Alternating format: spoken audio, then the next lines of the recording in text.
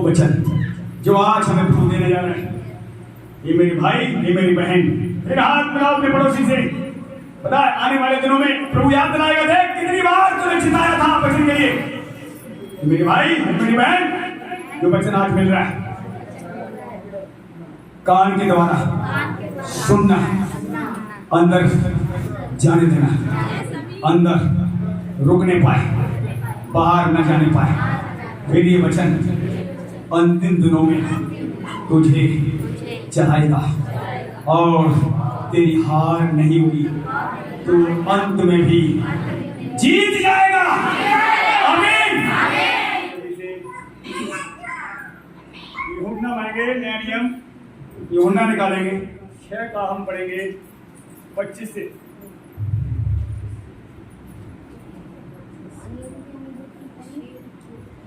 झील के पास जब वे उसमें से मिले तो कहा, हे रब्बी तू यहाँ तक आया?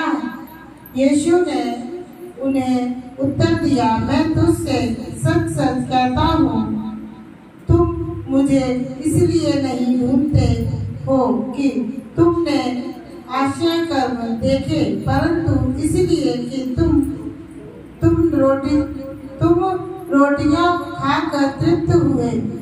नाशवान भोजन के लिए परिश्रम ना करो, परंतु उस भोजन के लिए जो अनंत जीवन तक ठहरता है। देखिए यहाँ हम देखते हैं यीशु मसीह के पास बहुत भीड़ थी। जब चेले खाकर तृप्त हुए और यीशु मसीह उन्हें छोड़कर चले गए दूसरी जगह, और जब उनका पेट भर गया वो यीशु को पीछा कर रहे लोग और झील के उस पार भी जा रहे हैं जहां यीशु था। तो यीशु झील के पार जब उससे मिले तो कहा, हे रबी तू यहाँ कब आया? यीशु ने उन्हें उत्तर दिया। आप देख रहे हैं यीशु आपके मन को जांचता है। कितने आप लोग यहाँ बैठे हैं वो मन को जांच रहा है, और कितने काम आपके हुए कितने रह गए वो सब जानता है, उससे कुछ भी छिपा। इसलिए हम क्या करें? ये वचन कहता है नाशवान भोजन के लिए नहीं। प्रभु ने कहा तुम मेरा पीछा इसलिए नहीं कर रहे कि तुम्हें ये वाला भोजन चाहिए, मेरी बातें तुम्हें पसंद आ रही इसलिए तुम मेरे पास नहीं आए। तुम रोटियां खाकर तृप्त हो गए हो, तुम्हारा पेट भर गया इसलिए तुम यहाँ आए हुए। और प्रभु ने आगे कहा तुम नाशवान भोजन के लिए परिश्रम मत करो। आज रोटी कपड़ा मकान के लिए लोग आज रात दिन लगे हुए हैं, लगे नहीं लगे? आप देख सकते हैं रात और दिन रोटी कपड़ा मकान के लिए लोग लगे पड़े, ओवर टाइम लगा रहे हैं, डबल ड्यूटी कर रहे हैं। और प्रभु इसे व्यर्थ बता रहा है। क्या बता रहा? आप देख सकते हैं व्यर्थ है तुम्हारा कमाना। भजन संहिता में भी लिखा हुआ है, सुबह तुम जल्दी उठते हो और देर से विश्राम करते हो, दुख भरी रोटी खाते हो, तुम्हारे लिए व्यर्थ है, क्योंकि वो अपने प्रियो को यूं ही नींद प्रदान। अगर आप उसके हर दिन प्रिय बनेंगे, सचमुच काम नहीं होना पड़ेगा, काम आपको ढूंढेगा। यही तो मैं सीखना है। जब हम प्रभु के राह पर चलते हैं तो हमें काम ढूंढना नहीं पड़ेगा, काम हमें ढूंढेगा। रिश्ते को हम नहीं ढूंढेंगे, रिश्ता हमें ढूंढेगा। ये देर क्यों लगती है? क्योंकि प्रभु की राह पर अभी भी हम चल पा रहे नहीं, जैसे वो चाहता वैसे नहीं चल पा रहे। और वही यहाँ प्रभु बता रहे नाशवान भोजन के परिश्रम मत करो, तुम उस भोजन के परिश्रम करो जो अनंत जीवन देता है और अनंत जीवन तक ठहरता है। ये भोजन जो ये बातें ये अनंत जीवन हम आपको ले जानी है, और अनंत जीवन ये बातें आपको देगी। आपने देखा पतरस सब कुछ छोड़कर प्रभु पीछे हो गया था, तो प्रभु ने क्या कहा? देखिए ऐसा कोई नहीं तो सब कुछ छोड़कर मेरे पीछे आ जाए और उसे स्वर्ग न मिले और प्लस अनंत जीवन न मिले। तो आपने जो कुछ भी प्रभु खातिर छोड़ा है, अगर एक दिन का खाना छोड़ते हैं, 3 दिन उपवास रखते हैं, देखते हो किसके खातिर? प्रभु के लिए उपवास रखते हैं, किसी काम खाते, चलो ठीक है प्रभु मुझे एक चीज चाहिए, उपवास आप रखते हो, लेकिन उपवास के साथ साथ खुदा का खौफ मानते हो, उपवास सफल होगा। पता कोई भी उपवास प्रार्थना आपकी रुकने वाली नहीं है, खुदा का खौफ मानते हो। इसलिए आप ध्यान से देखें हम कहाँ हैं। यूहन्ना 6 और इसकी 63 से पढ़ें।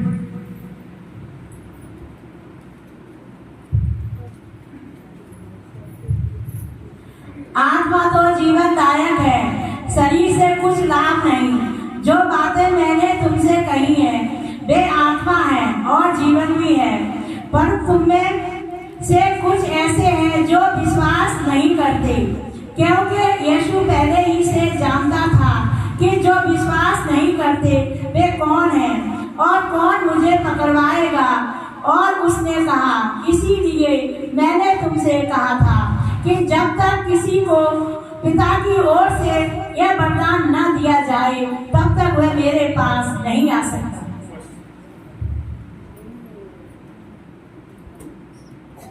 आत्मा तो जीवनदायक है, शरीर से कोई लाभ नहीं। आप देख रहे हैं ये शरीर एक दिन मिट्टी में मिला दिया जाएगा, और इस शरीर की लोग चिंता करते हैं कल क्या खाएंगे, परसों क्या होगा। इसलिए प्रभु का शरीर की चिंता मत कर। आज का दिन, आज का दुख के लिए बहुत है, कल की चिंता किन के लिए? ये जो वचन सुनते हैं उनके लिए, सबके लिए नहीं है। संसार के लोग चिंता करेंगे, और हम यीशु मसीह आने के बाद भी चिंता करते हैं तो हमारी प्रार्थनाएं रुक जाती है। अब देखो, पौलुस ने कलेशों में आनंद करने को बताया, तुम कलेशों में आनंद करो। मैंने एक बार आपको बताया था, कलेश में पौलुस आनंद करता था। क्या हम कलेश में आनंद कर सकते हैं? जब हम कलेश में आनंद करते हैं तो घटी को घटी हो निश्चित, क्योंकि आपके साथ जो हमारा बाप। अच्छा ये बताइए, आप लोग हम पूछ रहे हैं, यीशु मसीह आपके साथ है कि नहीं? यस। आपके हृदय में रहता कि नहीं? यस। सबके? यस। अब सुनिए, जब यीशु आपके अंदर रहता है फिर चिंता क्यों? चिंता फिर भी। इसलिए हम क्या करें? हम वो काम करें जो प्रभु ने बताया, नाशमान भोजन के लिए परिश्रम ना के बराबर करें, और इसके लिए परिश्रम रात में भी उठे, प्रार्थना करें। जब रात में उठ के प्रार्थना करते हैं, यीशु मसीह पता क्या करता था? रात में अकेले में जंगल में चला जाता था, पूरी रात पिता के साथ बिताते, जैसे लिखा हुआ है। और आज रात में उठकर 1 घंटे हम लोग प्रभु साथ बैठ पाते हैं। इतना प्रेशर बढ़ चुका है, आलस का, कमजोरियों का, कलेश का, हर चीज का प्रेशर बढ़ा हुआ है। अब इन जितने प्रेशर है, इन प्रेशरों को आपको क्रॉस करना पड़ेगा, इनमें से होकर जाना पड़ेगा। आप पहचानो आप हैं कौन है? परमेश्वर की संतान, जोरा परिवार की संतान। जब हम कलेशों में जाए, कहीं भी जाए, हमारा बाप हमारे साथ है, उन कलेशों में नहीं छोड़ेगा। लिखा हुआ है, कलेशों में नहीं छोड़ेगा। कलेशों में भी कह रहा है तुम घमंड रखना, घमंड करना मुझ पर। और जब कलेश नाम धराई बदनामी हो रही हो, कई बार हम वचन पढ़ चुके हैं, जब विपत्तियां हो, कमजोरियां हो, उनमें प्रभु छोड़ता नहीं है, ध्यान रखना। और उनमें से ही अगर आपकी जो सामर्थ है, उनमें से ही अगर शैतान को डांटेंगे तो भी उसे भागना पड़ेगा, क्योंकि आप परमेश्वर की संतान हैं। लिखा हुआ है, मैंने तुम्हें अधिकार दिया है, सांप और बिच्छू को रोकने का अधिकार दिया है, शत्रु की सारी ताकत कर दिया है, दुष्ट आत्मा को डांटने का, निकालने का अधिकार मिला हुआ है। ये अधिकार सबके पास नहीं है, यीशु मसीह के पास है और आपके पास है। कितनी बड़ी बात है। डॉक्टर पास है क्या? वैज्ञानिक पास है क्या? पैसे वाले पास है क्या? जितने MP MLA हैं, आपने देखा मोदी के पास अधिकार कौन सा है? देश को चलाने का अधिकार। पर एक भी बीमारी, पाप को क्षमा करने का अधिकार वो हमारे पास है। तो आप बड़े कि मोदी बड़ा? फिर भी कहते मोदी मुझे कर दिया, वो कर दिया। मोदी ने कुछ नहीं कर दिया। मोदी क्या बात कुछ कर पाए? उसे घुमाया जा रहा है, ठीक है ना? कुर्सी जिसे दी गई है, उस कुर्सी से उसका हिसाब लिया जाएगा। आप प्रार्थना करो। ये काम कहता है पुराने नियम में, जो कुर्सी बैठता था ठीक से नहीं चलता था, खुदा पर उसकी कुर्सी उठाकर फेंक। ऐसी प्रार्थना आप करो। हमारे देश में इस प्रार्थना की जरूरत है। जो कुर्सी ठीक से नहीं चला रहा है प्रभु उसकी कुर्सी उठाकर फेंक, और तेरा जो भय माने उसकी कुर्सी बैठा, उससे कुर्सी पर बिठा, तब तुम्हारे देश में, तब हमारे देश में अमन चैन शांति हो, खुशहाली हो, और तेरे विरोध में खड़ा नहीं हो पाएंगे। हालांकि उसके विरुद्ध कौन खड़ा होगा? आप पुरानी दिन में देखो, जो ठीक नहीं चले उनकी कुर्सी खुदा ने छीन ली था। देखो, किसी को पक्षपात नहीं करता था, जो खुदा का खौफ मानता था उसे ज्यादा दिन तक उसने राज किया। जो ठीक से नहीं चलता था 1 साल 2 साल राज करके वो चले, उन्हें खुदा यहां तक छोड़ो उन्हें मरवा भी देता था। आप देख सकते हैं। और आज झूठ बोलो, ये काम वो काम बुरा काम, और फिर भी कोई मर रहा क्यों? क्योंकि मरने के लिए नहीं, जिंदा रहने के लिए तुम्हें बनाया गया है। ऐसा ना मरेंगे कौन? हम आगे नीत वचन में जल्दी से नीत वचन में आएंगे। नीत वचन 16 अध्याय और उसका हम 4 से पढ़ें। यहोवा ने सब वस्तुएं विशेष उद्देश्य के लिए बनाई हैं, वरन दुष्ट को भी विपत्ति भोगने के लिए बनाया है। बस देखिए यहाँ पर लिखा हुआ यहोवा ने हर एक वस्तुएं विशेष उद्देश्य के लिए बनाई, और यहाँ क्या लिखा हुआ है? दुष्ट को नरक केवल स्वर्गदूतों के लिए बनाया गया था, ताकि स्वर्गदूत उसमें तड़पे। दुष्ट विपत्ति भोगने के लिए रचा गया है, बनाया गया है। अब जो दुष्टता नहीं छोड़ेंगे वो हमेशा के लिए दंड भोगेंगे, वहां रोना और दांत पीसना होगा। अब क्या लिखा हुआ है? दुष्ट को विपत्ति भोगने के लिए बनाया। अब जल्दी से रोमियो में 9 अध्याय 9 का 19 में तुम मुझसे कहेगा वह फिर क्यों दोष लगाता है, कौन उसकी इच्छा का सामना करता है? हे मनुष्य, भला तू कौन है जो परमेश्वर का सामना करता है? क्या गढ़ी हुई वस्तुएं गढ़ने वाले से कह सकती हैं कि तूने मुझे ऐसा क्यों बनाया है? क्या कुम्हार को मिट्टी पर अधिकार नहीं कि एक ही लोक में से एक बर्तन आदर के लिए और दूसरे को अनादर के लिए बनाए? तो इसमें कौन सी आश्चर्य की बात है कि परमेश्वर ने अपना क्रोध दिखाने और अपनी सामर्थ प्रकट करने की इच्छा से क्रोध के बर्तनों की जो विनाश के लिए तैयार किए गए थे बड़े धीरज से सही, और दया के बर्तनों पर जिन्हें उसने महिमा के लिए पहले से तैयार किया, अपने महिमा के धन के प्रकट करने की इच्छा की, अर्थात हम पर जिन्हें उसने न केवल यहूदियों में से वरन अन्य जातियों में से भी बुलाया है, जैसा वह होशे की पुस्तक में भी कहता है, जो मेरी प्रजा न थी उन्हें मैंने अपनी प्रजा कहूँगा, और जो प्रिय न थी उसे प्रिय कहूँगा। और ऐसा होगा कि जिस जगह में उनसे यह कहा गया था कि तुम मेरी प्रजा नहीं हो, उसी जगह वे जीते परमेश्वर की संतान कहलाएंगे। बस तो देखिए हम यहाँ देखते हैं, अतः तू क्या कहेगा, मुझसे क्या कहेगा कि वह क्यों दोष लगाता है? कौन उसकी इच्छा का सामना कर सकता है? दुष्ट विपत्ति भोगने के लिए बनाया है। तो देखिए यहाँ पर जो बर्तन की बात आ रही है, एक कुम्हार है यहाँ पर, अब बर्तन बनाता है आदर के लिए और अनादर के लिए। अब आपको समझ होनी चाहिए हमें प्रभु ने क्यों बनाया और क्यों बना रहा है। आपको हमें हर दिन बनाया जा रहा है, किस लिए? आदर के लिए। अगर आज अभी आदर नहीं मिल रहा है, कोई बात नहीं, आदर को मत खोजो, आदर को मत खोजो। लिखा हुआ है, यिर्मयाह में लिखा हुआ है, हे मनुष्य तू क्या अपने आदर खोज रहा है? आदर मत खोज, अपनी बड़ाई मत खोज। सारी दुनिया पर विपत्ति लाऊंगा परंतु मैं तुझे बचाऊंगा। और इस मसीह की लिखा है। और आज आपका कोई आदर नहीं कर रहा है, करे मत करे, पर प्रभु आपको आदर करता है। लिखा हुआ है वो इतना परमेश्वर सामर्थ्य है, फिर भी किसी को तुच्छ। हम आप तुष्ट कमजोरी किसकी बताओ? फिर इसी रास्ते से रुकती। परमेश्वर लिखा हुआ अय्यूब में इतना सामर्थ्य है अत्यंत बड़ी है। ईसाया में लिखा हुआ है, ईसाया कहता है वो अत्यंत बड़ी है। लिखा अत्यंत बड़ी। और अय्यूब कहता है वो सामर्थ्य है और समझने की शक्ति में भी समर्थ है। आपकी समझ कभी घट सकती बढ़ सकती है, पर परमेश्वर की समझ कभी घटती।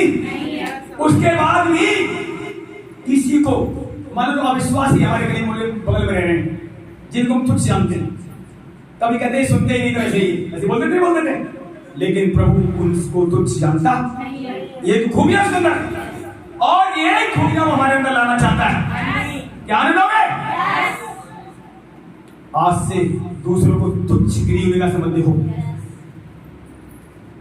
सच बता रहा हूं, कभी हम सोचते हैं, आप देख लो, उसने तुच्छों को, नीचों को, निकम्मों को यूं बुलाया है और नियुक्त ठहरा दिया और बड़े बड़े काम कर रहे हैं। निर्बलों को चुना है ताकि बलवानों को लज्जित करें, मूर्खों को चुना है ताकि ज्ञानवानों को अब नहीं। इसलिए हम क्यों किसी को गिरी निगाह से देखें? आप बताइए। इसलिए तुम्हारी प्रॉब्लम है, तुम्हारी समस्या रुकी रहती, ये ध्यान रखना। पिछली बार भी प्रभु बताया था, लेकिन बचन में मुझे भी याद आ रहा है, कहानी का मैं भूल अभी ध्यान नहीं आ रहा है। उस दिन मैंने बताया था, हमारी आशीष कई बार ऐसी रुकती है कि हम दूसरों को नीचा करते हैं, अपने आप ऊंचा करते हैं। सच बता रहा हूं, जो अपने आप को, प्रभु ने यहाँ तक कह दिया, जो अपने आप को छोटा करेगा उसे मैं ऊंचा, और जो ऊंचा करेगा तो यीशु मसीह चेलों में एक बार क्या हुआ, वो कह रहा मैं बड़ा, वो कह रहा मैं बड़ा। चेले थे ना 12, पतरस सोचता होगा कि मेरे परछाई से ऊंचा क्यों हो रहे, पौलुस सोचता होगा मुझसे तो कपड़ा छोड़ने से ऊंचा क्यों हो रहे। अब 12 में क्या हो गया? बड़प्पन आ गया। वो कह रहा मैं बड़ा, यीशु ने कहा समझ आ जाओ। अब देखो, सबको प्रभु ने, परमेश्वर सबको झुकाना जानता है। अगर आप नहीं झुकोगे ऐसी समस्या आ जाएगी, तुम्हें झुकना ही। प्रभु ने कहा अब तुम इधर आ जाओ मेरे पास। कह रहा तुम में से कौन बड़ा होना चाहता है? वो छोटा बनेगा तुम सब में से। तुम 12 में से जो 11 उछल के आगे छोटा बनेगा उसे मैं बड़ा करूंगा। खेल खत्म, गया घमंड। परमेश्वर के सामने कोई घमंड नहीं कर सकता है। इसलिए बाइबल बताती है ज्ञान बढ़े तो बढ़े, समझ बढ़े तो बढ़ने देना, वचन बढ़े तो बढ़ने देना, और घमंड आने। कल मैं सूरज प्रमाणी वचन सुना था रात को 12 बजे। घमंड, और देख लो बाइबल बताती सबसे बड़ा पाप है घमंड। बाकी पाप तो प्रभु क्षमा कर देगा, पर घमंड, घमंड कई राजाओं को आया पुराने नियम में। फिर परमेश्वर नबी भेजे उसे चिता दे, नहीं तो उसका राजपाट में छीन। और जब नबियों ने चिताया, वो उन्होंने जब हाथ खुली तो डांट तोड़ लेते थे, घुटने टेक कर राम पर बैठ जाते थे, और परमेश्वर उन्हें राज्य को बढ़ाता था। और आज कई बार ऊंच नीच करने से हमारे काम रुकते हैं। मैं तो ये हूं, वो तो नीचा है। ऊंच नीच किस बात की? परमेश्वर हम सबको अपनी एक निगाह से देख रहा है। आप देख लो, एक निगाह है, सबको बराबर का हिस्सेदार बनाना चाहता है। वो बात अलग है। देखिए, जो जितना फल लाएगा, देखिए क्या लिखा हुआ है, परमेश्वर कब खुश होता है कि आप कम फल लाओ। आप कम फल लाने से क्या खुश होता है? क्या एक अंदर 30 गुना फल है, एक अंदर 60 गुना है, और 2-4 अंदर 100 गुना है। क्या ऐसा पूछ जाता है? पर आपके अंदर ऐसा होता है। क्यों होता है? क्योंकि आपकी भूमि उपजाऊ नहीं है। आपने अपने अंदर से कीड़े साफ नहीं किए। जिस भूमि में कीड़े लगे नहीं, कीड़े साफ नहीं होंगे, भूमि फलवंत ठीक से होने वाली। आपने कहा प्रभु ने क्या कहा? भूमि 4 तरह की, कितनी तरह की? 4 तरीके के हमारे सबके अंदर भूमि है। Yes no? एक मार्ग के किनारे वाले, दूसरे पथरीली भूमि वाले, तीसरे झाड़ी वाले, चौथे उपजाऊ भूमि वाले। अब कैसी भूमि है? आप अपनी अपनी भूमि को चेक करो। वचन जाने के बाद अंदर नहीं रुकता है तो आप मार्ग के किनारे वाले। क्या है? यहां से सुना और बाहर से उड़ गया। पता कौन है? मार्ग के किनारे वाले। जैसे मान लो ये खेत है, यहां से हम बीज फेंक रहे हैं, कुछ इधर आ गया चट रोड पर, ये तो जुता हुआ खेत है, इसमें गिरेगा तो फल आएगा, और इधर गिरा तो चिड़िया ले। ये है मार्ग के किनारे वाले। कई बार मैंने आपको बताया। अब वो मार्ग के किनारे वाले लोग कौन है? जो वचन ध्यान से सुनते हैं, जिन्हें वचन सुनने की ज्यादा परवाह नहीं। विश्वास तो बहुत है, पर कितनी देर विश्वास है? थोड़ी देर का। कुछ है पथरीली भूमि वाले, जैसे इसमें ये खेत है जहां जुताई नहीं हुई, छूट गया, पर वहां पानी तो है, नमी तो है, बीज गिर गया, उगाएगा, पर जड़ अंदर जाएगी, जैसी धूप आएगी वो पेड़ सूख, वो पेड़ बढ़ेगा नहीं, फल नहीं लाएगा। नंबर 1 मार्केट वाले, बाहर आ गया बीज, खेत में बीज बोया गया, फिर भी उसने जड़ पकड़ी। जो लोग कहते हैं मुझे बच्चे याद नहीं रहता है, जड़ ना पकड़ने के कारण उनकी आशीष से ब्लेसिंग रुकती। ध्यान सुनना सब लोग, जब पेड़ जड़ नहीं पकड़ेगा तो कैसे बढ़ेगा, जब बढ़ेगा नहीं तो फल कैसे आएगा। इसलिए अगर आप प्रश्न सुनते हैं याद नहीं रहता है तो आप हैं पथरीली भूमि वाले, आप हैं झाड़ी वाले। झाड़ी वाले कौन है? बताओ बताओ। हाँ, जो चिंता नहीं घूम रहे हैं, अरे ये चिंता आ रही, मैंने लगी शादी नहीं हो रही, आपकी क्या मेरी लगी शादी नहीं हो रही। अब अगर आप चिंता करें मेरे बच्चे की शादी नहीं आ रही है, तो आपसे हमारे पास प्रॉपर्टी 1 करोड़ प्रॉपर्टी है, गांव से हाथ लेकर, फिर भी रिश्ते नहीं यार, क्या करूं? क्या प्रभु छोड़ दूं? आए चाहे बताए, प्रभु का